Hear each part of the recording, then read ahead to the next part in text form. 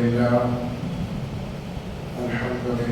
نحمده ونستعينه ونستغفره ونؤمن به ونتوكل عليه ونعوذ بالله من شرور أنفسنا ومن سيئات أعمالنا من يهده الله فلا مضل له ومن يضلله فلا هادي له وأشهد أن لا إله إلا الله وحده لا شريك له ونشهد أن سيدنا وسندنا وحبيبنا وحبيب ربنا وطبيبنا وطبيب قلوبنا وشفيعنا وشفاء صدورنا أما بعد قال الله تبارك وتعالى في القرآن المجيد والفرقان الحميد وأعوذ بالله من الشيطان الرجيم بسم الله الرحمن الرحيم لقد رضي الله عن المؤمنين إذ يبايعونك تحت الشجرة وقال تعالى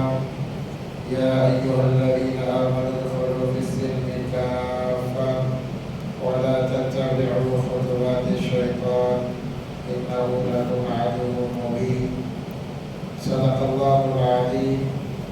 قال النبي صلى الله عليه وسلم لكل نبي رفيق ورفيقي في الجنة عثمان بن عفان رضي الله تعالى عنه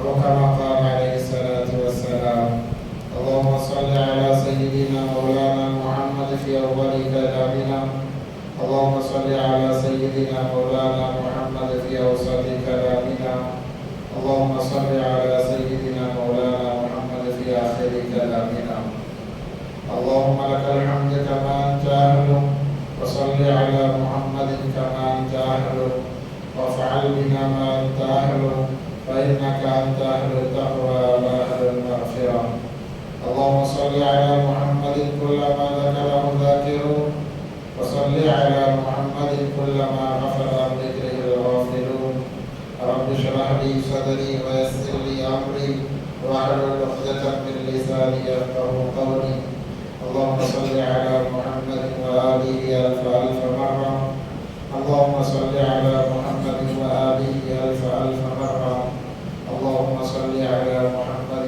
وآله ألف مرة.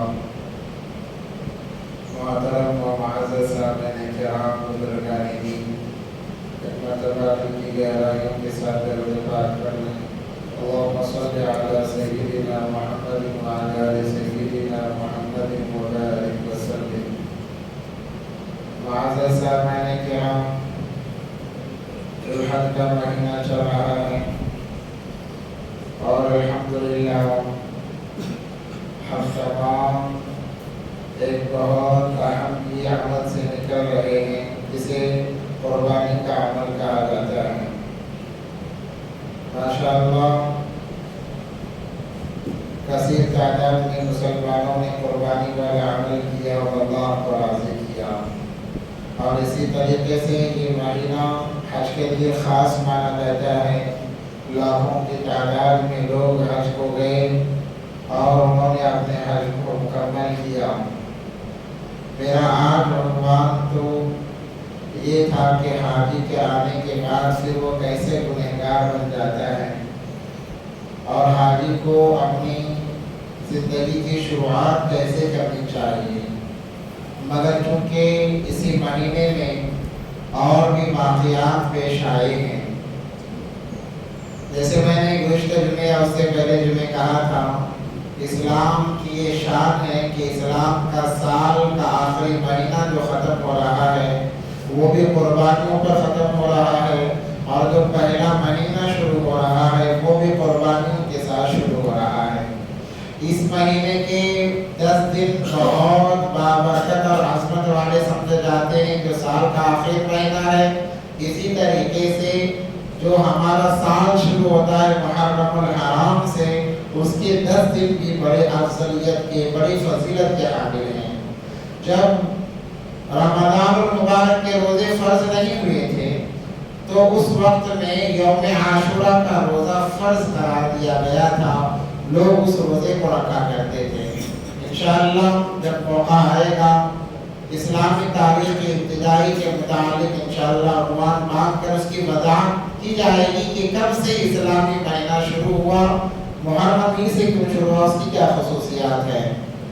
الغرض اس مہینے کے اندر جہاں حضرت ابراہیم علیہ نبینا علیہ السلام کے قربانی کا تذکرہ آتا ہے، بی بی ہاجرہ کے قربانی کا تذکرہ آتا ہے، وہیں اس مہینے کے اندر ایک شخصیت جن کا نام نامی اس میں گرامی حضرت عثمان بن عفان رضی اللہ تعالیٰ عنہ، ان کا بھی تذکرہ ضرور آنا چاہیے۔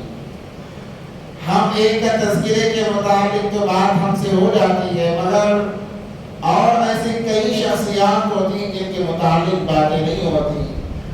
جیسا کہ محرم کا مہینہ شروع ہوا، حسنین کا تذکرہ تو کرتے ہیں، امام حسین رضی اللہ تعالیٰ عنہ کا تذکرہ ہم کرتے ہیں، مگر اسی مہینے میں حضرت عمر فاروق رضی اللہ تعالیٰ عنہ کی شہادت بھی واقع ہوئی، ان کا تذکرہ بہت کم ہوتا ہے۔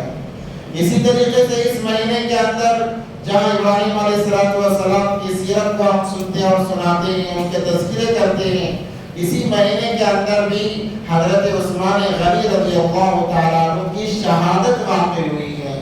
بلبائیوں نے، باغیوں نے 18 ذوالحج کی تاریخ کو حضرت عثمان غنی رضی اللہ تعالیٰ عنہ کو بے دردی سے شہید کر دیا۔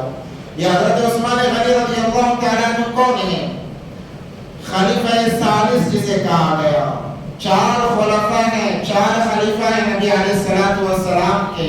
پہلے نمبر پر سیدنا حضرت ابوبکر صدیق رضی اللہ تعالیٰ عنہ، دوسرے نمبر پر سیدنا حضرت عمر فاروق رضی اللہ تعالیٰ عنہ، تو تیسرے نمبر پر حضرت عثمان بن عفان رضی اللہ تعالیٰ عنہ، جن کو ذی النورین بھی کہا جاتا ہے۔ چوتھے نمبر پر حضرت علی کرم اللہ وجہہ۔ یہ 4 خلفاء ہیں، 4 خلیفہ ہیں، جن کے متعلق نبی پاک صلی اللہ علیہ وسلم نے فرمایا سنتی و سنت الخلفاء الراشدین المہدیین، کہ میرے بعد میرے خلیفہ جن چیزوں کو ایجاد کریں گے وہ بھی میرے سنتوں میں شمار کیا جائے گا۔ حضرت عثمان غنی رضی اللہ تعالیٰ عنہ کے تذکرے کے متعلق آتا ہے کہ اللہ تبارک و تعالیٰ نے انہیں ایسی فضیلت سے نوازا ہے کہ دنیا میں وہ فضیلت سوائے حضرت عثمان غنی رضی اللہ تعالیٰ عنہ کے کسی کو حاصل نہیں ہے۔ وہ کیا فضیلت ہے انشاءاللہ ہمارے سامنے بیان کی جائے گی، اور امت کے متعلق حضرت عثمان غنی رضی اللہ تعالیٰ عنہ کے چند کام ایسے ہیں جو رہتی دنیا تک امت ان پر عمل کرتی رہے گی اور ثواب پاتی رہے گی۔ انشاءاللہ وہ بھی ہمارے سامنے مختصری سے آئیں گے، کیونکہ میرا ارادہ بھی تھا کہ حضرت خلفائے راشدین کی سیرت کو بیان کیا جائے تاکہ پتہ تو چلے جو ہمارے خلیفہ گزرے ہیں ان کی کیا سیرت ہے، ان کے کیا کارنامے ہیں، ہمیں پتہ نہیں ہے، کیونکہ ہم ایسے مگن ہیں کہ ہمیں کسی چیز کی طرف توجہ کرنے کی فرصت نہیں ہے۔ تو سوچا یہ گیا تھا کہ تاریخ بیان کی جائے، وقت کی نزاکت کو سامنے رکھتے ہوئے موقع نہیں مل رہا تھا، تو سوچا کہ وقت بھی قریب ہے، ان کی شہادت کا تو ہلکا سا ان کا تذکرہ کرتے چلیں۔ حضرت عثمان غنی رضی اللہ تعالیٰ عنہ کی ولادت با سعادت عام الفیل کے 6 سال کے بعد میں ہوئی۔ عام الفیل کسے کہتے ہیں؟ جس دور میں مکہ مکرمہ کو ڈھانے کے لیے ابرہہ نامی بادشاہ لشکر کو لے کر آیا تھا، جس کا تذکرہ اللہ تبارک و تعالیٰ نے سورہ فیل أَلَمْ تَرَ كَيْفَ فَعَلَ رَبُّكَ بِأَصْحَابِ الْفِيلِ کے اندر تذکرہ کیا ہے۔ اس کے 6 سال کے بعد میں حضرت عثمان غنی رضی اللہ تعالیٰ عنہ جو خلیفہ سوء میں تیسرے خلیفہ ہیں پیدا ہوئے ہیں۔ ایمانی اعتبار سے جب حضرت نبی پاک صلی اللہ علیہ وسلم نے نبوت کا اعلان کیا اور دین اسلام کی دعوت کی، حضرت صدیق اکبر رضی اللہ تعالیٰ عنہ یہ پہلے انسان تھے جنہوں نے چوں چرا کیے بغیر ایمان کو قبول کر لیا ہے۔ بغیر چوں چرا کے پوچھا نہیں کہ یہ کیوں ہے، ایسا کیوں ہے، کچھ بھی نہیں پوچھا، نبی پاک صلی اللہ علیہ وسلم نے اسلام پیش کیا، حضرت صدیق اکبر رضی اللہ تعالیٰ عنہ نے اس کو قبول کر لیا۔ تو اس کے بعد میں حضرت صدیق اکبر رضی اللہ تعالیٰ عنہ کے اسلام دعوت کی بنیاد پر 10 صحابہ اسلام میں داخل ہوئے، ان میں سے حضرت عثمان غنی رضی اللہ تعالیٰ عنہ بھی ہیں۔ جن حضرت صدیق اکبر رضی اللہ تعالیٰ عنہ کی دعوت لانے والوں میں حضرت عثمان غنی رضی اللہ تعالیٰ عنہ بھی شامل ہیں. بڑے مالدار تھے اور اس وقت میں مکہ مکرمہ کا یہ حال تھا کہ ہر قسم کی بے حیائی مکہ مکرمہ میں پائی جاتی تھی. شراب ان کے لیے پانی سے زیادہ آسان تھی. مگر اس کے باوجود چند صحابہ ایسے ہیں جنہوں نے کوئی کفر کا کام نہیں کیا دور جاہلیت میں بھی، جبکہ ان کے سامنے اسلام کا کوئی نام و نشان نہیں تھا.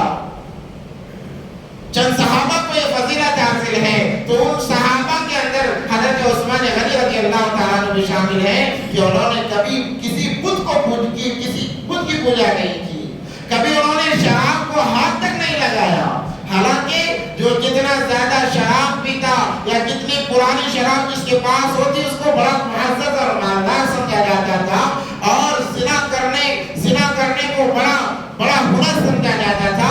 ویسے ماحول میں بھی حضرت عثمان غنی رضی اللہ تعالیٰ عنہ نے ان چیزوں کی قربت حاصل نہیں کی. یہ فضیلت انہیں حاصل ہے. جیسے اسلام قبول کیا، باپ کا سایہ تو اٹھ چکا تھا، ماں تھی، چچا کے زیر نگرانی یہ زندگی کو بسر کر رہے تھے.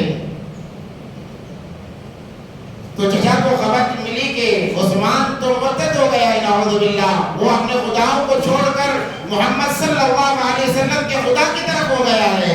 چچا نے وہ ظلم اٹھایا ہے، وہ زیادتی کی ہے جس کو بیان کرنا مشکل ہے. یہاں تک کہ والدہ بھی حضرت عثمان رضی اللہ تعالیٰ عنہ سے بیزار ہو گئی. اتنا بیزار کہ انہیں گھر سے نکلنا پڑا. چونکہ نبی پاک صلی اللہ علیہ وسلم کی دو بیٹیاں حضرت عثمان غنی رضی اللہ تعالیٰ عنہ کے نکاح میں آئیں. یہ بھی ایک وجہ تھی کہ چچا ناراض ہو گیا اور ماں نے گھر سے نکال دیا، جس کی وجہ سے حضرت عثمان غنی رضی اللہ تعالیٰ عنہ نے ہجرت کی حبشہ کی طرف، جسے آج کے وقت میں ایتھوپیا کہا جاتا ہے، سعودی عرب سے ایتھوپیا جسے حبشہ کہتے ہیں، ہزاروں میل کا فاصلہ ہے.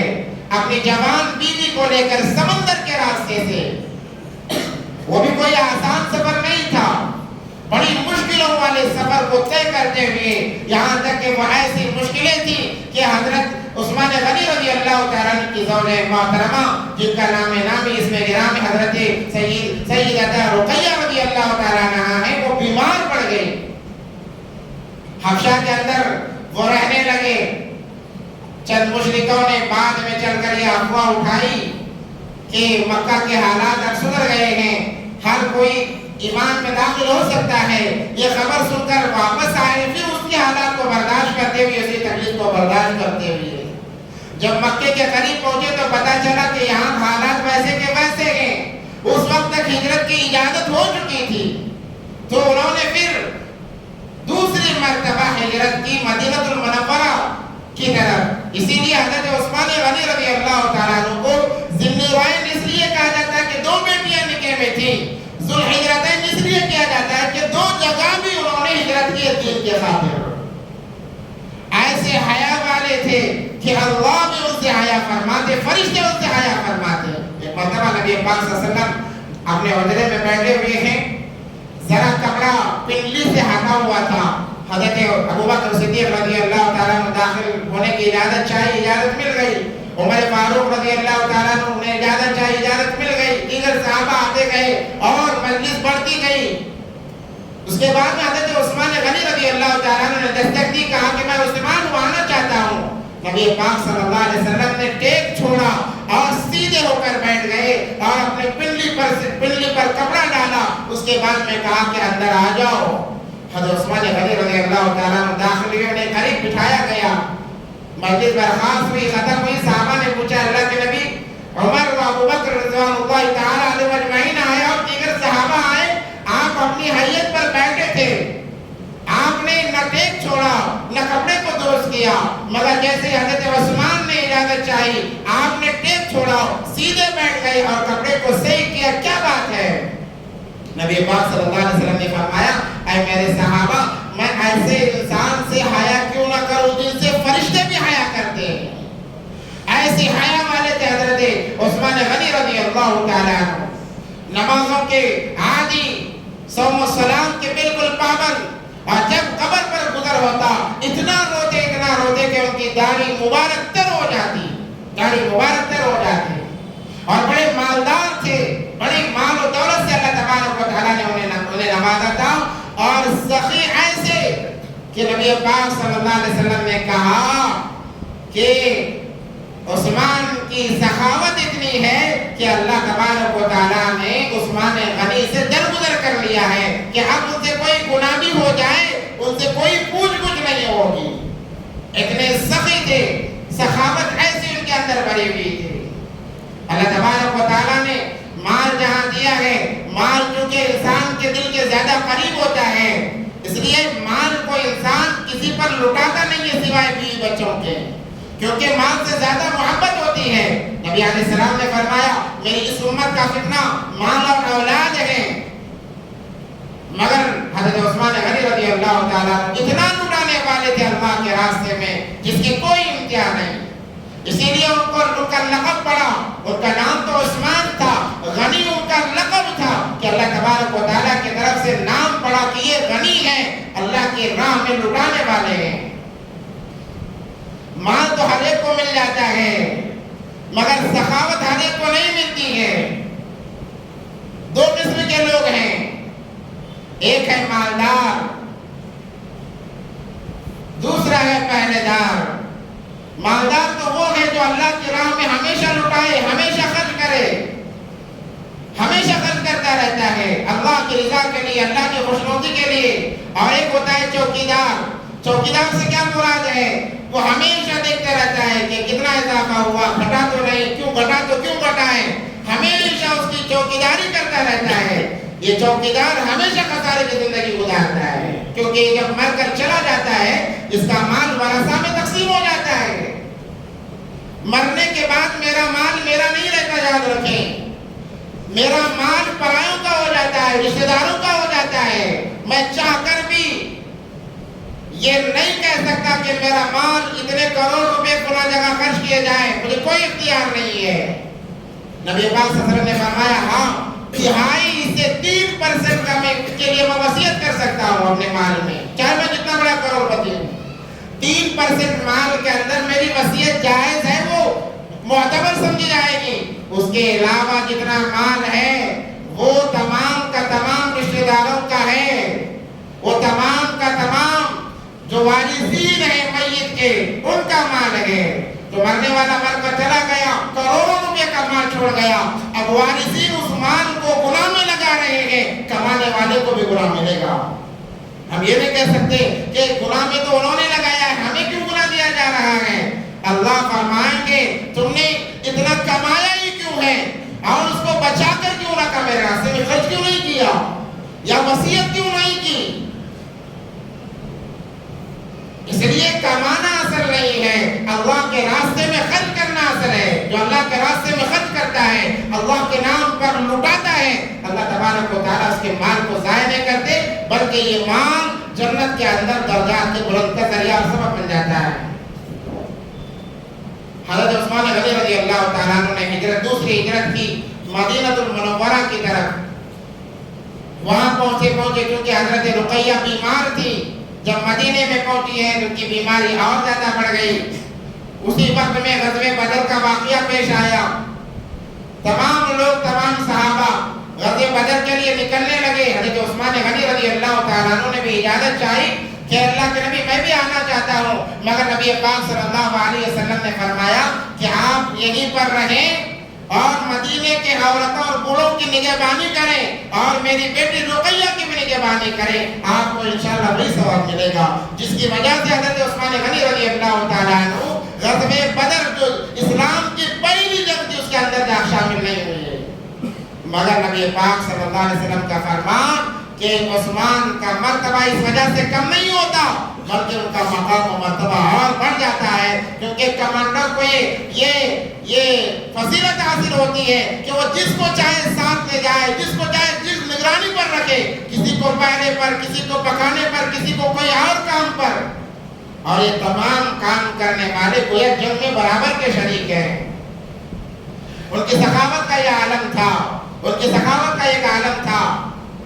کہ تبوک کا جو واقعہ پیش آیا، تبوک کے بہت خستہ حالت میں جنگ پیش آئی ہے کہ دور دراز کا سفر کر کے جنگ کو جانا ہے اور کوئی سامانیہ سفر نہیں ہے۔ 30,000 کا لشکر تیار ہوا مسلمانوں کا۔ اس وقت میں نبی پاک صلی اللہ علیہ وسلم نے عمومی اعلان فرمایا چندے کا کہ جو اللہ کے راستے میں جتنا دینا چاہے آج دے دے، آج دے دے، اللہ تبارک و تعالیٰ اس کا بدلہ دے گا۔ من جہز جیش العسرہ فلہ الجنہ، جو اس جنگ کے لیے وقف کرے گا، کچھ مال لگائے گا، اللہ اس کے لیے جنت واجب فرمائیں گے۔ اور کما قال علیہ الصلوۃ والسلام۔ تو حضرت عثمان غنی رضی اللہ تعالیٰ عنہ نے 10,000 سواریوں کے لیے 10,000 سواریوں کا انتظام کیا تمام چیزوں کے ساتھ میں۔ 3 دفعہ حضرت عثمان غنی رضی اللہ تعالیٰ نے تعاون کیا، ایک تو جنگ کے لیے نکلنے سے پہلے، نکلتے وقت میں، اور بیچ راستے میں۔ یہ 3 دفعہ تعاون تھا حضرت عثمان غنی رضی اللہ تعالیٰ عنہ کا۔ نبی پاک صلی اللہ علیہ وسلم کے مال کو ہاتھ میں لیتے اور کہتے یہ مال کتنا پیارا ہے، یہ مال کتنا پیارا ہے۔ اور مدینے کے اندر رہتے ہوئے ایک حالت ایسی آئی کہ پانی کا انتظام ختم ہو گیا، کوئی پانی نہیں تھا۔ اس وقت میں ایک یہودی کے پاس ایک کنواں تھا جسے بیر روما کہا جاتا ہے۔ جو لوگ مدینہ منورہ جاتے ہیں اس سے واقف ہوں گے۔ بیر روما بڑا مشہور کنواں تھا، اس کا پانی بڑا عزیز تھا، تمام مدینے والے اس پانی سے پیا کرتے تھے۔ کتابوں میں لکھا ہے کہ 2 خریداریاں، 2 سودے اللہ کو بہت زیادہ پسند ہے، رسول اللہ صلی اللہ علیہ وسلم کو بہت زیادہ پسند۔ ایک حضرت عثمان غنی رضی اللہ تعالیٰ عنہ کا سودا، دوسرا سیدنا صدیق اکبر رضی اللہ تعالیٰ عنہ کا سودا۔ عثمان غنی رضی اللہ تعالیٰ عنہ بھی اس کنویں سے پانی پیتے۔ جب یہودی کو پتا چلا کہ ارے مسلمان بھی میرے کنویں سے پانی پی رہے ہیں، اس کا ڈیمانڈ بڑھ گیا۔ اس نے کہا کہ اب مفت میں پانی نہیں دوں گا، اب پانی کے لیے پیسے ادا کرنے پڑیں گے، اور اس نے بھاری قیمت لگائی پانی پینے کے لیے۔ تو حضرت جبرائیل علیہ السلام آئے اور آ کر نبی پاک صلی اللہ علیہ وسلم سے فرمایا اے نبی جی آپ اعلان کیجئے کہ کون ہے جو اس بیر روما کو خرید کر مسلمانوں کے لیے وقف کر دے۔ جو زمین پر بیر روما کو خریدے گا کل قیامت کے دن اللہ تبارک و تعالیٰ اسے حوض کوثر سے پانی پلائیں گے، اس کے درجات بلند فرمائیں گے۔ نبی پاک صلی اللہ علیہ وسلم آئے اور آ کر اعلان کیا کون ہے بیر روما کو خریدنے والا جس کے لیے جنت واجب ہے، میں ذمہ داری لیتا ہوں۔ حضرت عثمان غنی رضی اللہ تعالیٰ نے کھڑے ہوئے کہا اللہ کے نبی یہ بشارت میرے لیے بھی ہے؟ کہا کہ ہاں، جو چاہے بشارت کو حاصل کر سکتا ہے۔ کھڑے ہوئے کہنے لگے میں خریدتا ہوں، میں خریدتا ہوں۔ اور چلے اس یہودی کے پاس میں، چونکہ حضرت عثمان رضی اللہ تعالیٰ نے بڑے تاجر تھے، ان کے چرچے چاروں طرف پھیلے ہوئے تھے، تجارت کے معاملے میں بڑے ایماندار تاجر تھے، ہر کوئی انہیں جانتا تھا۔ جب سعودی نے دیکھا کہ اتنا بڑا تاجر میری طرف چل کر آ رہا ہے، کوئی نہ کوئی غلط ضرور ہوگی، سینہ تھان کر بیٹھ گیا، کہنے لگا بتاؤ اتنے بڑے تاجر کا رخ آج میری طرف کیسے ہو گیا؟ عثمان غنی رضی اللہ تعالیٰ نے فرمایا کہ میں نے ارادہ کیا ہے، میں سوچ رہا ہوں کہ اس پانی کے کنویں کو خرید لوں۔ اس نے کہا کہ میں بیچنے کے لیے تیار نہیں ہوں، میری سے آمدنی ہوتی ہے، لوگ پانی لیتے ہیں مجھے پیسہ ملتا ہے۔ انہوں نے بڑی منت سماجت کیا تھا عثمان غنی رضی اللہ تعالیٰ نے کہ بیچ دے، وہ ماننے کے لیے تیار نہیں۔ پھر اس کے بعد میں حضرت عثمان غنی رضی اللہ تعالیٰ نے کہا کہ اچھا ایک کام کر، آدھا کنواں مجھے بیچ دے، آدھا کنواں تو رکھ لینا، آدھا کنواں مجھے بیچ دے، آدھا کنواں تو رکھ لینا، کہ ایک دن تو فائدہ اٹھائے گا، ایک دن میں فائدہ اٹھا لوں گا۔ یہودی بڑا تاجر تھا، کہنے لگا کنواں کا کنواں میرے پاس رہا اور نفع کا نفع میرے پاس رہا، بہت اچھا سودا ہے۔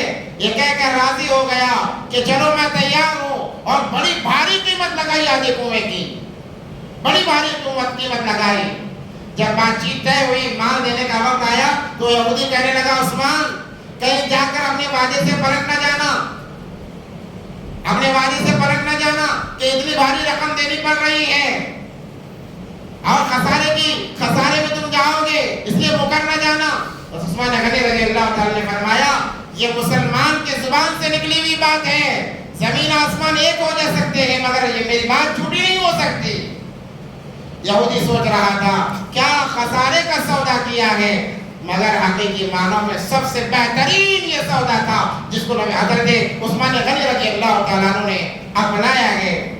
اور دوسرا سودا جو اللہ اس کے رسول اللہ صلی اللہ علیہ وسلم کو پسند، وہ صدیق اکبر رضی اللہ تعالیٰ عنہ کا امیہ کا غلام حضرت بلال رضی اللہ تعالیٰ عنہ تھے، امیہ کے غلام تھے۔ جب ان پر مار پڑتی ان کے زبان سے عہد نکلتا، ایک اللہ کی صدا گونجتی، سارا مکہ حیران رہ جاتا۔ نبی پاک صلی اللہ علیہ وسلم نے حضرت بلال رضی اللہ تعالیٰ عنہ کو دلاسا دلایا، کہا کہ انتظار کرو، صبر کرو، اللہ تمہارے ساتھ میں ہے، اللہ تمہاری ضرور مدد کرے گا۔ اور نبی پاک صلی اللہ علیہ وسلم اندرونی اعتبار سے بے چین نظر آنے لگے۔ ایک دوست بے چین رہے، دوسرا دوست کیسے برداشت کر سکتا ہے؟ صدیق اکبر رضی اللہ تعالیٰ کو یہ بات پسند نہیں آئی کہ میرا حبیب بے چین رہے اور میں خوش رہوں، ایسا کیسے ہو سکتا ہے؟ نبی پاک صلی اللہ علیہ وسلم کی بے چینی دور کرنے کے لیے امیہ کے پاس گئے اور جا کر کہنے لگے، اے امیہ چل ایک سودا کر لیتے ہیں۔ کہا کیسا سودا؟ میں تیرے غلام کو خرید لیتا ہوں اور تجھے رقم دے دیتا ہوں۔ اس نے کہا کتنی رقم دو گے؟ حضرت ابوبکر صدیق رضی اللہ تعالیٰ عنہ نے آفر دیا، کہا تیری زبان میں جتنے الفاظ آئیں گے اتنی رقم دینے کے لیے تیار ہوں۔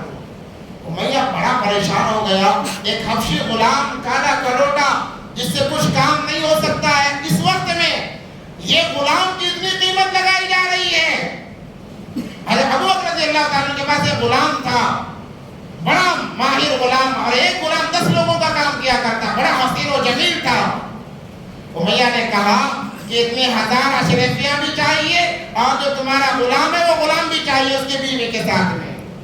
منظور ہے تو میں سودا کرنے کے لیے تیار۔ اس نے یہ سوچا کہ یہ بات سن کر کون اپنے ایسے غلام کو دے گا جو 10 آدمیوں کا کام کرتا ہو اور بڑا حسین و جمیل بھی ہو، اور اتنے 1000 اشرفیاں کون دینے کے لیے تیار ہوگا؟ صدیق اکبر رضی اللہ تعالیٰ عنہ نے فوراً کہا، اگر تو اپنی بات میں سچا ہے تو اپنی بات پر قائم رہنا، میں اس سودے پر راضی ہوں۔ جب یہ بات سنی امیہ نے وہ دنگ رہ گیا، کہنے لگا ابوبکر دیکھ لو، بعد میں پلٹ نہیں جانا، تمہارے ہاتھ سے غلام بھی جا رہا ہے، اتنی 1000 اشرفیاں بھی جا رہی ہیں۔ انہوں نے فرمایا کہ تو اپنی بات پر قائم رکھنا، تو نے تو چھوٹا سودا کیا ہے، کم قیمت مانگی ہے، اگر اس غلام کے لیے، حضرت بلال رضی اللہ تعالیٰ کی طرف اشارہ کر کے فرمایا، اگر اس غلام کے لیے میری ساری جائیداد بھی لگانی پڑتی، بار بار لگانی پڑتی، تو ابوبکر اس بلال کے لیے لگانے کے لیے تیار ہے۔ یہ سودا نبی پاک صلی اللہ علیہ وسلم کو بڑا پسند آیا۔ تو حضرت عثمان غنی رضی اللہ تعالیٰ نے آدھا کنواں خریدا۔ اس سے پہلے لوگ کنویں سے پانی خریدا کرتے، جب کنواں خریدا جا چکا، نبی پاک صلی اللہ علیہ وسلم نے اعلان فرمایا، اے لوگوں ہم نے کنواں خرید لیا ہے، اس لیے ایک دن پانی فری دیا جائے گا۔ کیا نبی پاک صلی اللہ علیہ وسلم کے الفاظ تھے؟ مال لگانے والے حضرت عثمان غنی رضی اللہ تعالیٰ عنہ، اعلان کرنے والے دو جہاں کے سردار، اور کیا اعلان کر رہے ہیں؟ اس کنویں کو ہم نے خریدا ہے، یعنی حضرت عثمان غنی رضی اللہ تعالیٰ عنہ کے مال کو نبی پاک صلی اللہ علیہ وسلم اپنا مال شمار کر رہے ہیں، ہم نے خریدا ہے، ایک دن پانی فری دیا جائے گا۔ یہ سن کر سارا مدینہ جس دن پانی مفت میں دیا جاتا ٹوٹ پڑتا، جس کی وجہ سے اس یہودی کی تجارت ٹھپ پڑ گئی، وہ مجبور ہو گیا اور پھر خود چل کر آیا اور عثمان غنی رضی اللہ تعالیٰ عنہ کے پاس کہنے لگا کہ اے عثمان، میں پھر ایک مرتبہ تجھ سے سودا کرنا چاہتا ہوں، وہ سودا یہ ہے کہ میں اپنے آدھے کنویں کو بھی تمہیں بیچنا چاہتا ہوں، بتاؤ کیا قیمت دو گے؟ حضرت عثمان غنی رضی اللہ تعالیٰ نے جب دیکھا کہ خود آیا ہے، انہوں نے کہا کہ مشورہ کر کے بتاؤں گا، پوچھ کر بتاؤں گا۔ نبی پاک صلی اللہ علیہ وسلم سے مشورہ کیا، دوسرے دن کہا اے فلانے، اگر تو اپنے آدھے کنویں کو بیچ رہا ہے، اس کے ساتھ جو کھجور کا باغ ہے اس باغ کو بھی تجھے بیچنا پڑے گا، تاکہ یہودیت کا نام و نشان اس جگہ سے ختم ہو جائے۔ وہ مجبور تھا، بالآخر اس نے باغ کے ساتھ کنویں کو بھی بیچ دیا۔ حضرت عثمان رضی اللہ تعالیٰ نے اس کنویں کو اور باغ کو خرید کر مسلمانوں کے لیے وقف کر دیا۔ اور حضرت عثمان غنی رضی اللہ تعالیٰ عنہ کے کمالات میں سے کمال یہ ہے، مسجد نبوی جو آج نظر آ رہی ہے اس سے پہلے کچی اینٹوں کی تھی، بالکل چھوٹی تھی. حضرت عمر فاروق رضی اللہ تعالیٰ نے اس کو وسیع کیا. اس کے بعد میں پھر بھی وہ کچی اینٹوں کی بنی ہوئی تھی. حضرت عثمان غنی رضی اللہ تعالیٰ نے اس کو بیڑا اٹھایا. چونکہ حضرت عثمان غنی رضی اللہ تعالیٰ کی خلافت 12 سال چند مہینے ہیں، 12 سال وہ خلیفہ بنے رہے ہیں. 6 سال فتوحات کے، کہ فتوحات ہی فتوحات، اور 6 سال اختلافات کے ان کے گزرے ہیں. بڑے اختلافات ہوئے ہیں. نبی پاک صلی اللہ علیہ وسلم نے فرمایا تھا اے عثمان، اپنے آپ سے خلافت کے لباس کو نہ اتارنا، کسی کے کہنے کی وجہ سے خلافت کو نہ چھوڑنا، اسی پر باقی رہنا. اسی لیے حضرت عثمان غنی رضی اللہ تعالیٰ عنہ کی شہادت واقع ہوئی ہے. تو حضرت مسجد نبوی جہاں پر نماز کا پڑھنا 50,000 نمازوں کا ثواب ملتا ہے، اس کو حضرت عثمان غنی رضی اللہ تعالیٰ عنہ نے نقش و نگار کے ساتھ میں بہترین انداز میں تعمیر فرمایا، بڑی توسیع کر کے تعمیر فرمائی. لوگوں کا اعتراض ہوا جو کام نبی نے نہیں کیا، ابوبکر نے نہیں کیا، عمر نے نہیں کیا، تم کیوں کر رہے ہو؟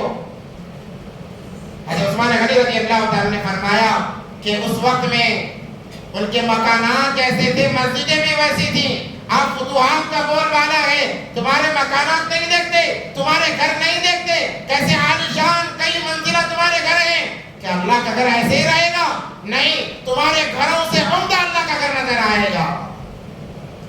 آج جو مساجد کی تعمیر کی جاتی ہے، توسیع کی جاتی ہے، اس کو سجایا سنوارا جاتا ہے، یہ تو حضرت عثمان رضی اللہ تعالیٰ عنہ کی سنت ہے کہ جیسے ہمارے گھر ہیں اس سے بہترین مسجدیں ہونی چاہیے. وجہ کیا ہے کہ انسان کا گھر مسجد سے اگر اچھا رہے گا، انسان گھر کو چھوڑ کر باہر آنا پسند نہیں کرے گا. اور اگر مسجدیں ان کے گھروں سے اچھی رہیں گی، وہ اپنے گھروں میں اطمینان نہیں پائیں گے بلکہ مسجدوں میں آ کر اطمینان حاصل کریں گے.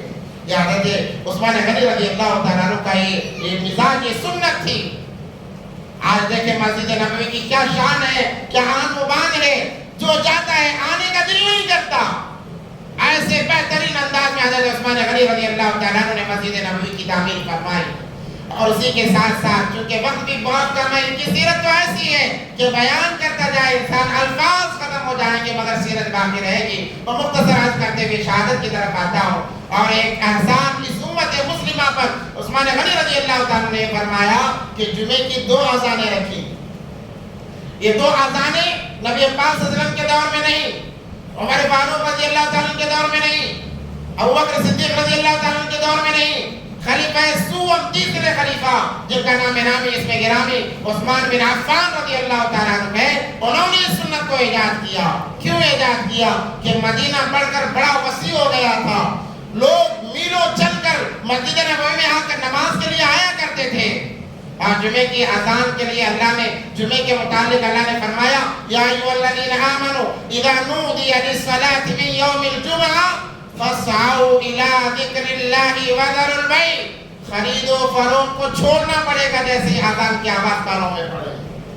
یہ اللہ کا حکم ہے، اللہ کا حکم فرض ہے. جب حکم کی تعمیل کی جاتی ہے، گویا فرض کی تعمیل ہو رہی ہے، حکم چھوڑا جاتا ہے تو گویا فرض کو چھوڑا جاتا ہے، جس کی وجہ سے انسان حرام میں داخل ہو جاتا ہے.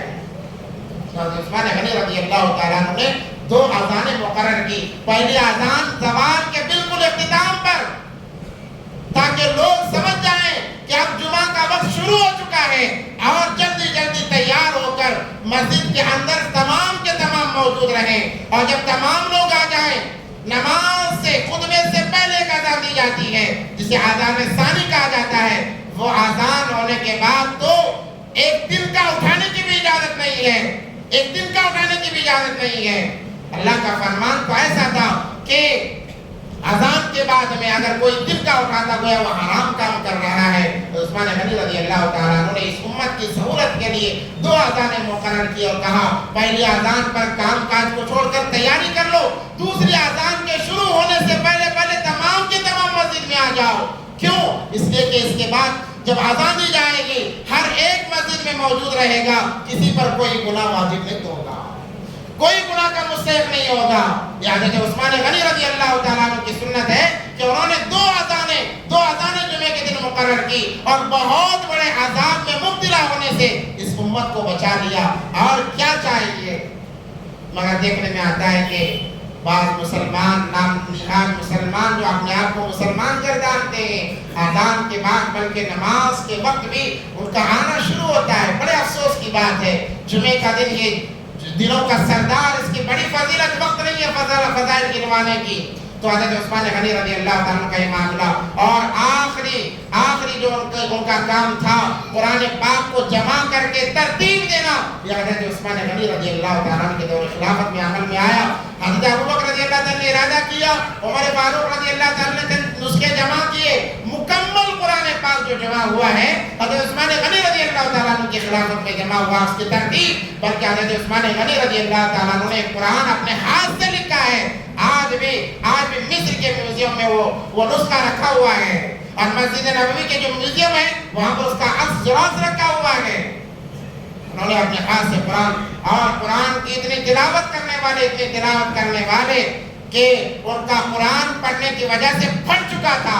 ہمارے قرآن پڑھتے ہیں رکھ کر انہیں کیڑے مکوڑے کھا جاتے ہیں. عثمان غنی رضی اللہ تعالیٰ کا جو قرآن بار پیج کو پلٹنے کی وجہ سے وہ پھٹ چکا تھا، اتنی زیادہ تلاوت کرنے والے تھے.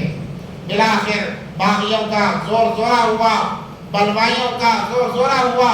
انہوں نے حضرت عثمان غنی رضی اللہ تعالیٰ عنہ کو ان کو قتل کرنے کا منصوبہ بنا لیا، شہید کرنے کا منصوبہ بنا لیا.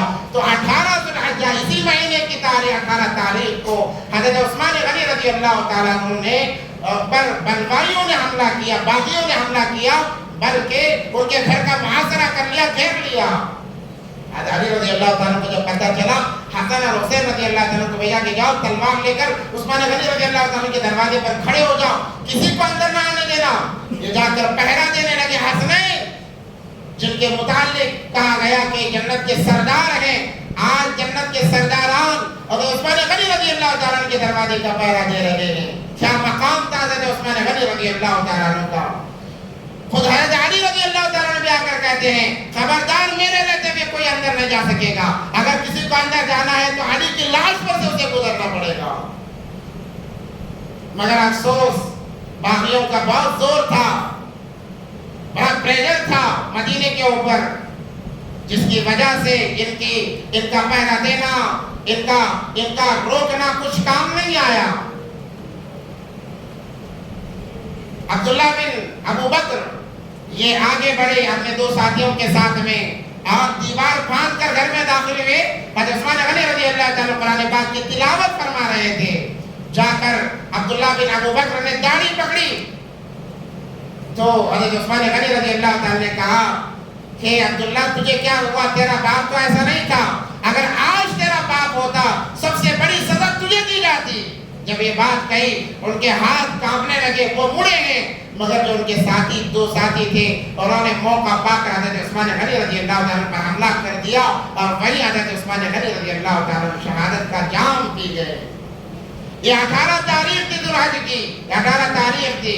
اس لیے بیان کیا جا رہا ہے کہ امت پر حضرت عثمان غنی رضی اللہ تعالیٰ کے بہت بڑے بڑے احسانات ہیں. ہمیں معلوم ہونا چاہیے کہ ہمارے خلفاء کون اور انہوں نے کیا کیا کارنامے اس امت کے لیے کیے گئے. جب ہم ان کی تاریخ ہمارے سامنے پتہ چلے گی، آئے گی، تو ان کا مقام، ان کا مرتبہ ہمارے نظروں میں بڑھ جائے گا، ان کا مقام و مرتبہ بڑھ جائے گا. تو خلفاء میں یہ تیسرے خلیفہ تھے حضرت عثمان غنی رضی اللہ تعالیٰ عنہ، جن کو 18 ذوالحج کی تاریخ کو بے دردی سے بے رحمانہ قتل کر دیا گیا، جس کی وجہ سے اس قرآن پر ان کے خون کے چھینٹے پڑے ہوئے آج بھی وہ نشانات موجود ہیں. یہ حضرت عثمان غنی رضی اللہ تعالیٰ عنہ تیسرے خلیفہ، جن کی سیرت ہمارے سامنے مختصری سے بیان کی گئی. انشاءاللہ اگر موقع ملا، جیسے میں نے شروع میں کہا کہ میرا عنوان جو حاجی اپنی زندگی آنے کے بعد کیسے زندگی کی شروعات کیسے کرے اور حاجی اپنی ابتدائی زندگی میں گنہگار کیسا بنتا ہے، انشاءاللہ موقع ملا. اور اسی کے ساتھ جو مکہ مکرمہ کے حالات، کئی سینکڑوں کی تعداد میں حاجیوں کا انتقال ہوا ہے، اس کی وجہ کیا بنی، انشاءاللہ وہ باتیں بیان کی جائے گی. وآخر دعوانا الحمدللہ رب العالمین.